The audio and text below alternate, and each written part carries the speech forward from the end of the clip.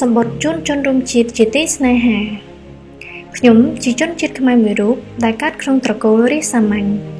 ខ្ញុំមិនបានរៀនខ្ពង់ខ្ពស់អ្វីក៏មិនបានរៀនសាលាល្អអ្វីលើសគេដែរ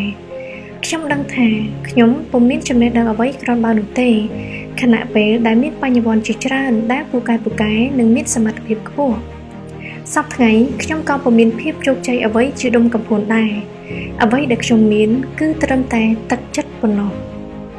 ខ្ញុំព្យាយាមចែករំលែកចំណេះដឹងដ៏តិចតួចនិងបទពិសោធន៍ដ៏ស្ដួយស្ដាងដែលខ្ញុំមានទៅកាន់ជនរួមជាតិទាំងអស់ដោយមិនរំពឹងចង់បានអ្វីត្រឡប់មកវិញក្រៅតែពីសេចក្តីសុខការកាន់បញ្ញាយល់ដឹងនិងការសម្រេចចិត្តដ៏ត្រឹមត្រូវរបស់អ្នករាល់គ្នាប៉ុណ្ណោះបងប្អូនដែលស្រឡាញ់រាប់អានខ្ញុំសូមអរគុណចំពោះទឹកចិត្តអ្នករាល់គ្នានិងអរគុណចំពោះការចង់ជួយឧបត្ថម្ភបរិច្ចាគដល់រូបខ្ញុំតែប្រសិនបើលោកអ្នកចង់បរិច្ចាគដល់ខ្ញុំសូមលោកអ្នកបរិច្ចាគទៅលើចំណេះដឹងរបស់ខ្លួនបរិច្ចាគលើពេលវេលានិងដើមទុនដើម្បីកសាងខ្លួនឯងឲ្យក្លាយទៅជាមនុស្សដែលមានសមត្ថភាពមានគុណភាពនិងស្មារតីស្រឡាញ់ជាតិស្រឡាញ់ប្រជាជនហើយត្រៀមខ្លួនរួចជាស្រេចក្នុងការលះបង់និងចូលរួមបម្រើជាតិនៅពេលណាមួយដែលជាតិត្រូវការអ្នកសូមក្រឡេកមើលបងប្អូនយើងជាច្រើនដែលត្រូវការជំនួយខ្លះគ្មានបាយហូបគ្មានទីជម្រកខ្លះត្រូវបង្ខំចិត្តចំណាក់ស្រុកទៅធ្វើការនៅស្រុកឆ្ងាយចោលក្រុមគ្រួសារដើម្បីតែបំពេញក្រពះខ្លះកាត់ខុសផ្លូវខ្លាយទៅជាជនអាបាសែហ៊ានលួចឆក់ប្លន់កាប់សម្លាប់ដើម្បីតែផលប្រយោជន៍របស់ខ្លួនមួយពេលទាំងនេះគឺសុទ្ធសឹងតែកើតឡើងដោយសារតែការខ្វះចំណេះដឹងនិងសីលធម៌ដែលជាទ្រព្យពួកគេមិនមានឱកាសបានចូលរៀនសាលាល្អនិងទទួលបានការអប់រំត្រឹមត្រូវដូចជាពួកយើងឡើយដូច្នេះយើងដែលជាអ្នកមានឱកាសបានរៀនសូត្រយើងមានសំណាងរស់នៅក្នុងបរិស្ថានដែលល្អជាងគេមានកាតព្វកិច្ចត្រូវជួយពួកគេហើយយើងមិនអាចជួយបានទេប្រសិនបើយើងក៏គ្មានគុណភាពដែរនោះសូមបំភ្លេចការបន្តបង្អាប់ជនក្នុងគ្រោះទាំងនោះមួយពេលហើយងាកមករកគិតថាតើយើងគួរជួយពួកគេដោយរបៀបណាដូច្នេះហើយទើបយើងត្រូវកសាងខ្លួនឯងឲ្យរឹងមាំ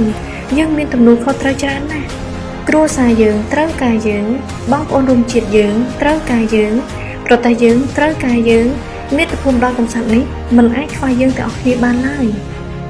រាល់ពេលដែលអ្នកមានអារម្មណ៍ធុញទ្រាន់មិនចង់រៀនមិនចង់អានចូលរំលឹកទៅកាន់ជនរងគ្រោះដែលត្រូវការអ្នកជួយដែលពួកគេមិនមានសូម្បីតែឱកាសបានរៀនសូត្រមិនចេះសូម្បីតែអានអក្សរឬតែមិនអាចយល់ពីអត្ថន័យដ៏ជ្រៅជ្រះរបស់សៀវភៅ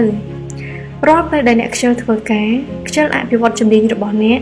ចូលរំលឹកទៅដល់អ្នកដែលគ្មានសូម្បីតែសមត្ថភាពរកការងារល្អមួយធ្វើនិងអ្នកដែលស្រមៃចង់ធ្វើការនៅក្នុងទូនាទីរបស់អ្នកតែគ្មានសំណាងបានធ្វើរាល់ពេលដែលអ្នកមិនខ្វល់ពីអនាគតខ្លួនឯងចូលរំលឹកទៅដល់វាសនាមនុស្សជាច្រើនអ្នកដែលរំពឹងទៅលើអ្នកសម្បត្តិមួយនេះទុកជាការក្រើនរំលឹកដល់អ្នកនិងជាកម្លាំងចិត្តសម្រាប់ការលះបង់និងការតស៊ូរបស់អ្នកយើងមិនបានកើតក្នុងត្រកូលគ្រួសារតែមួយតែយើងកើតក្នុងត្រកូលជាតិសាសន៍តែមួយសូមបន្តក្តីស្រឡាញ់របស់អ្នកចំពោះបងប្អូនជាទីស្រឡាញ់របស់យើងអនាគតភ្លឺស្វាងនៅថ្ងៃស្អែកកើតចេញពីការជ្រើសរើសដ៏ត្រឹមត្រូវនៅថ្ងៃនេះហើយសូមចាំថាប្រទេសជាតិមួយដ៏រុងរឿងគឺជាប្រទេសដែលមានធនធានល្អមានជំនាញច្បាស់រស់នៅប្រកបដោយភាពថ្លៃថ្នូរសីលធម៌ការគោរពគ្នានិងឲ្យតម្លៃលើចំណេះដឹងដោយក្តីគោរពរាប់អាន